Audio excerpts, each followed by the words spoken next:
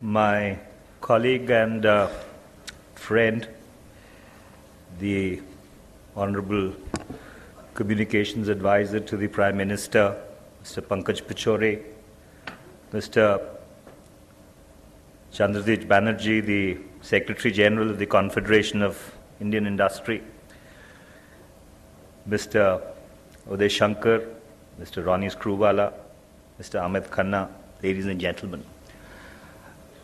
It definitely wasn't my intention to talk politics today in the morning, but I think a couple of things which Uday Shankar alluded to do definitely require a response. And let me start by saying that Uday perhaps may have been a little right and maybe a little wrong when he said that an accident brought about the economic liberalization process in 1991.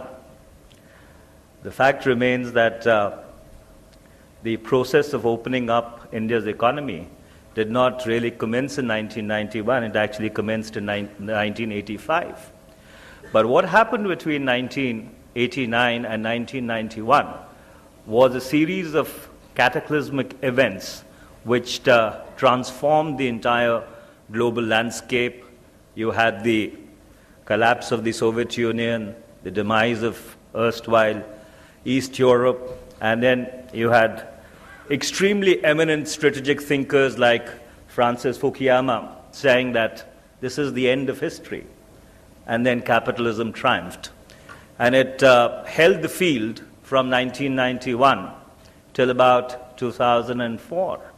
And in India also, those were the years when the Compact on Economic Liberalization went across the different governments which came and went one after the other between 1991 and 2004.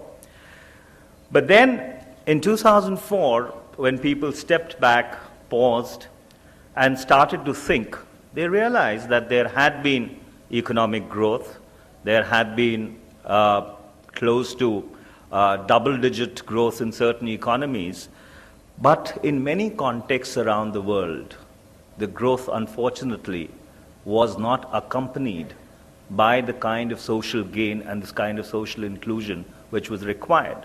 And that's why in many countries which had rejected all forms of or all pale shades of red also started voting social democratic governments back with a vengeance.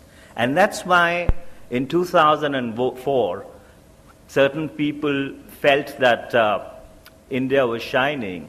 Unfortunately, it was shimmering, or rather it was simmering.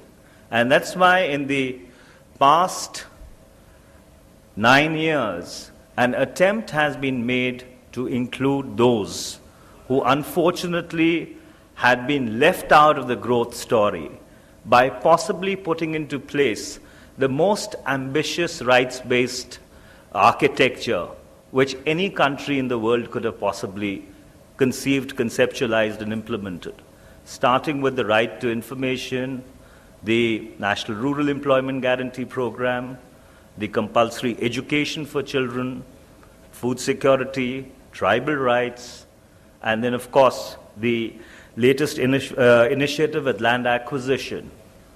All these were an attempt to ensure that the fruits of development actually trickle down to the last man in the last row. And this never came at the cost of growth, because if you look at 2004 to 2012 in a perspective, and I think these are figures which were released by the Reserve Bank of India only last week or possibly earlier this week, we clocked 8.1% in terms of growth. And this was at a point in time when economies around the world, when financial institutions which had histories and legacies going back centuries were tumbling like 9 pins.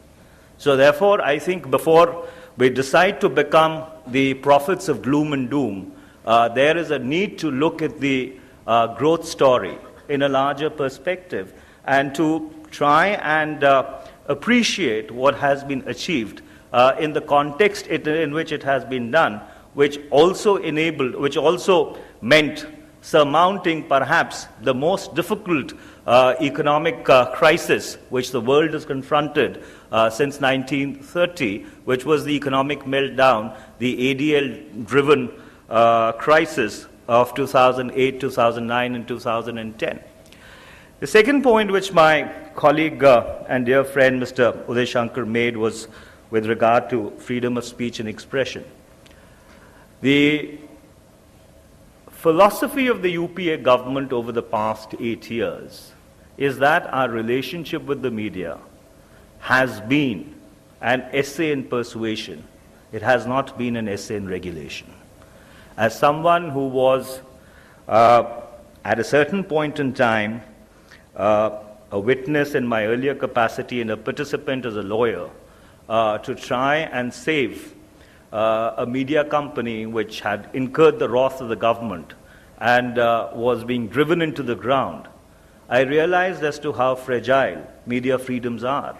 And that is why we ensured in the past 8 years, and the Honorable Prime Minister and the Chairperson of the United Progressive Alliance share this vision that our entire approach towards the media sector has to be an extremely soft-touch approach, and we have walked that talk over the past 9 years, and I think we are possibly reasonably, if not satisfied, but do deserve an E for an effort, for what we've attempted to do. But having said that, my own experience as a lawyer makes me conclude that while the freedom of speech and expression should be unfettered, but the reasonable restrictions which were rightly put in place by the founding fathers of the Indian Constitution is something that we need to very seriously introspect about. In addition to the fact that the restrictions which are imposed under 19.2 operate in a totally different field from 19.1G and the caveats which are imposed on it by 19.6. So these are two entirely separate areas. Of course, the Constitution and the fundamental rights have to be read in conjunction, but I guess when we talk about freedom of speech and expression, we do need to factor these little nuances in.